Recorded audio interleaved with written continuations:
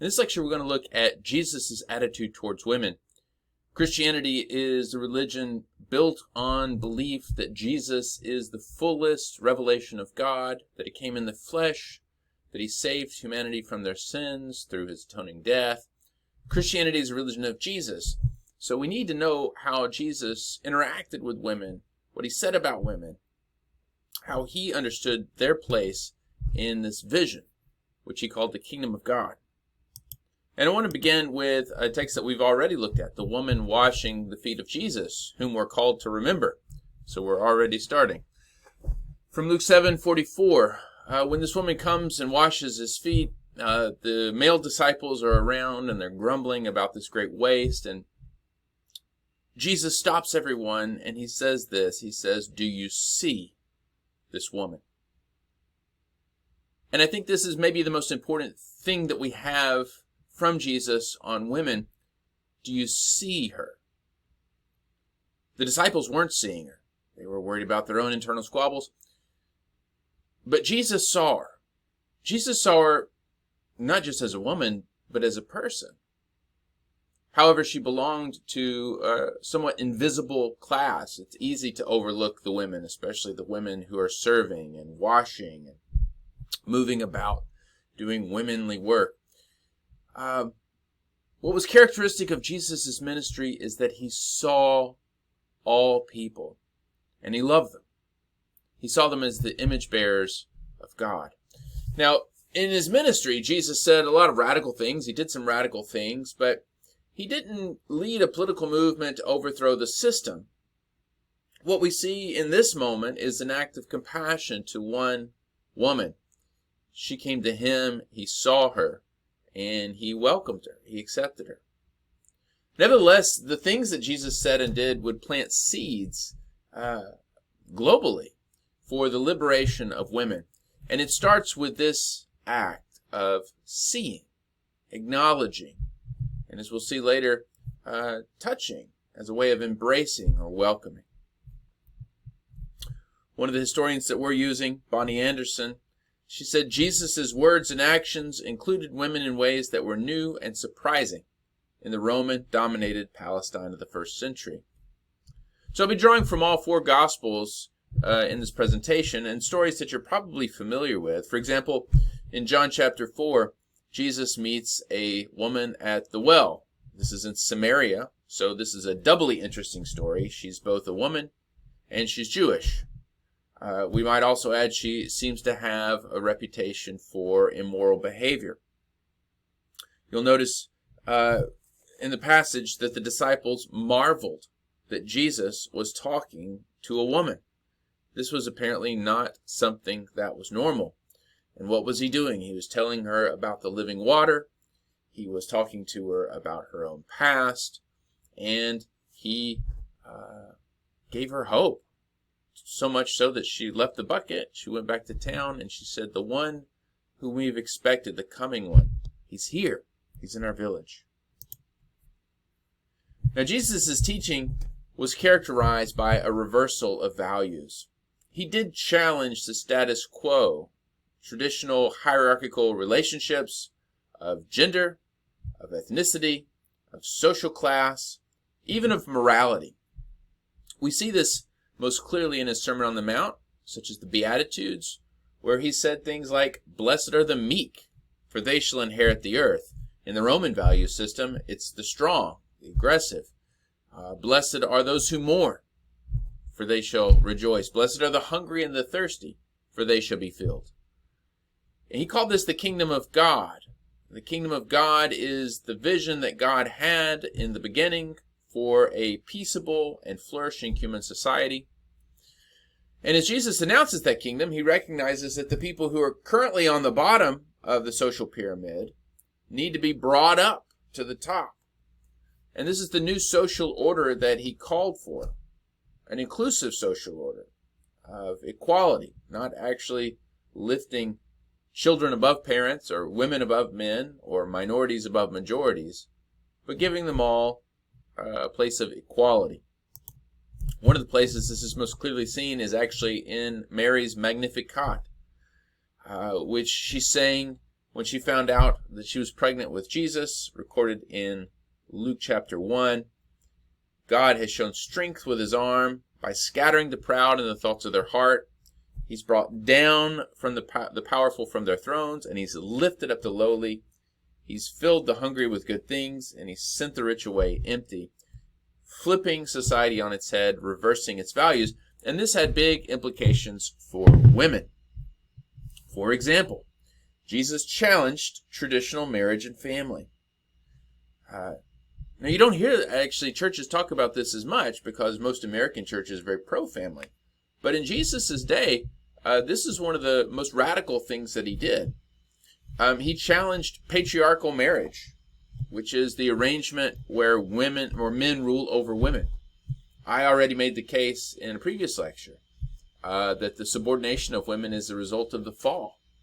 And Jesus in his ministry worked to overturn that. Here's a statement that he made on hierarchy. He said, "You know that among the Gentiles, those who they recognize as rulers lord it over them, but not so among you." So Jesus rejected this sort of patriarchy or hierarchy across society, and this would have included marriage. He called for the traditional structures to be replaced with something called the synesatic structure, which is an arrangement based on discipleship and equality. Here we see an example of him challenging biological kinship. In Mark chapter 3, his mother, Mary, and some of his brothers and sisters came. They're actually trying to talk him down from some of his more radical statements. And when the people tell him that his family's there, he says, who are my family? Who are my mother? Who's my mother? Who's my brothers? And he said, those who do the will of God.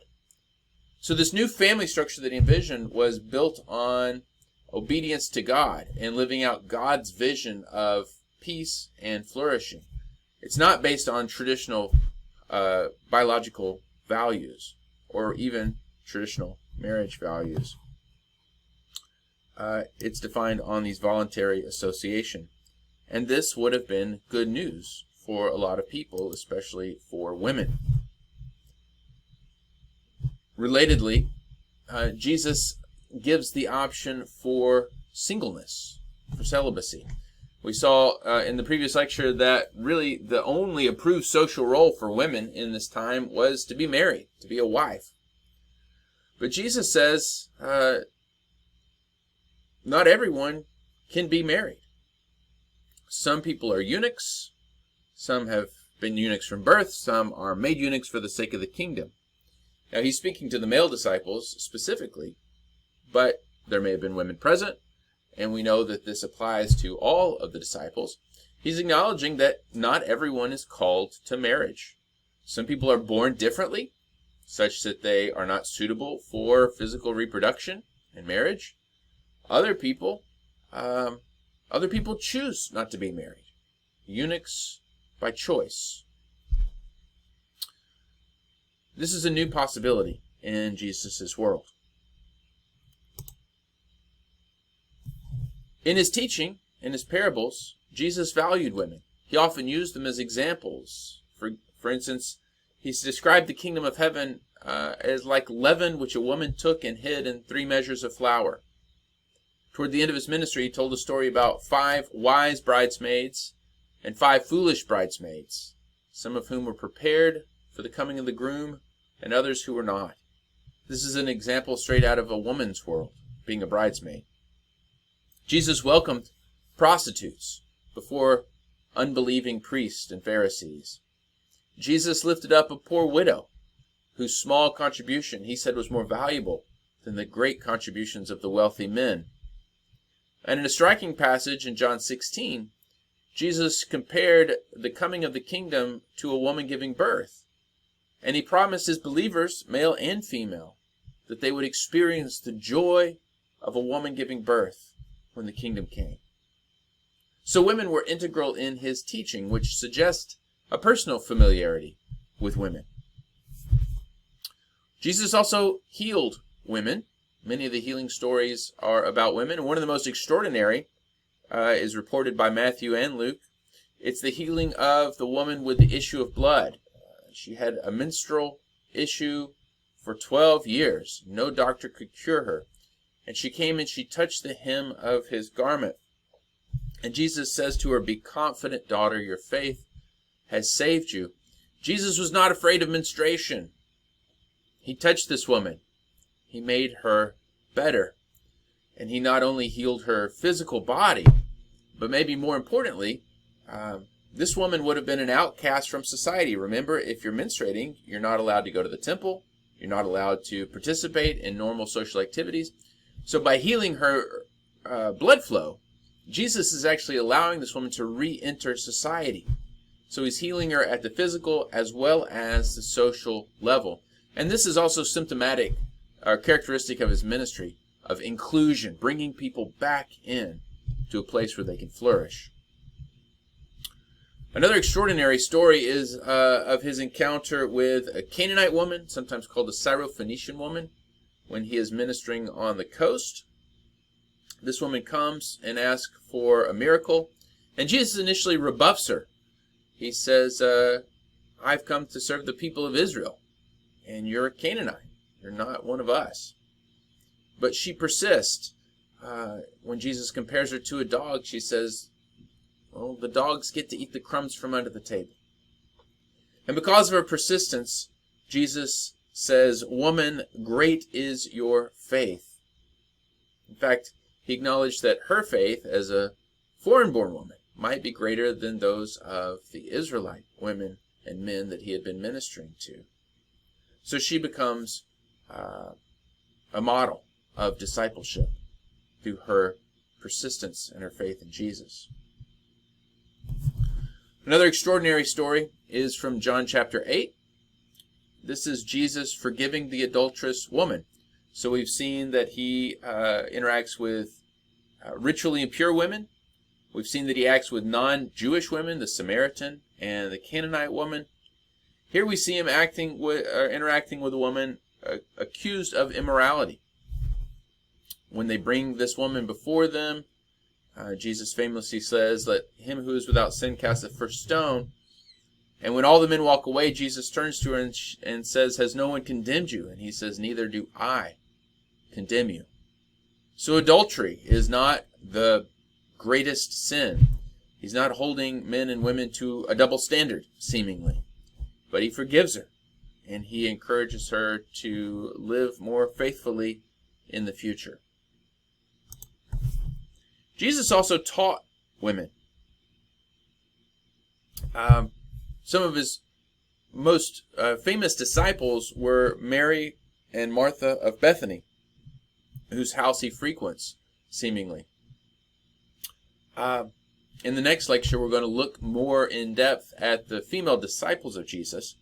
But here, we'll just note that Mary sat at the feet of Jesus and listened to what he said.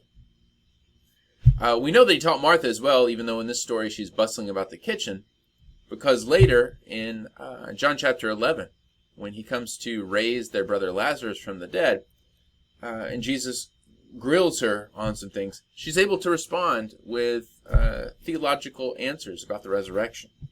So it's clear that he taught both of these women.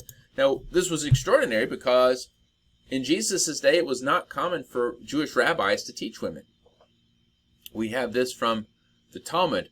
Rabbi Eleazar said, "Woman's wisdom is the spindle." That's used for weaving. And he added, "The words of the Torah should be burned rather than entrusted to women."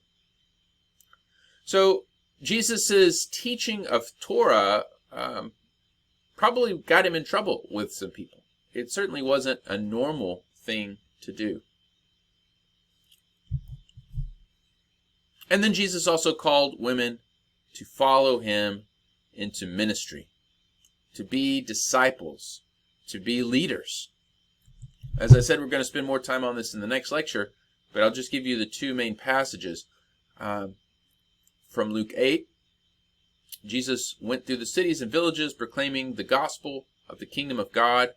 The 12 were with him, as well as some women who had been cured of evil spirits and infirmities. And then we get a list of 3 named: Mary called Magdalene, Joanna, Susanna, and many others whose names we don't know. Now this is what's interesting. These women provided for them out of their resources. It's interesting for two reasons. These are women of means who are able to support Jesus' ministry financially. But also this word provided. In the older versions it says ministered to, diakonun. This is where we get the word deacon. It's an important word because it will become a technical term later for an office holder in the church. These women were ministers to Jesus, serving him. And that word's going to come up again in this text from Mark 15. This is at Jesus' crucifixion. Here we get three named women: Mary Magdalene again, Mary the mother of James and Joseph, and Salome. These used to follow him. That's the word for a disciple or a follower. So that means they were there with him in his ministry and provided for him when he was in the Galilee. There's that word diakonun again. They ministered to him. For there were many other women who had come up with him to Jerusalem. So he not only taught women, but he called them. They followed him, just like the male disciples did. They're not mentioned many times in the gospel, but they are there, again, barely visible in the shadows, but they're there. Now the last thing I'll note is really more about the telling of Jesus' story, the narrative. This is particularly strong in Luke, although you see it in Matthew as well. The Gospels begin with a woman. They actually begin with several women. So in the genealogies of Matthew 1 and Luke, we hear about 4 women in the normally all-male genealogy. And this is an interesting list, and you've no doubt heard things about these women before. Tamar was a woman of kind of questionable morals. Rahab was a prostitute. Ruth also did some somewhat questionable things, but is notable because she's not Jewish. She's a Moabite. And then Bathsheba, who was raped by King David, and whose son then became King Solomon.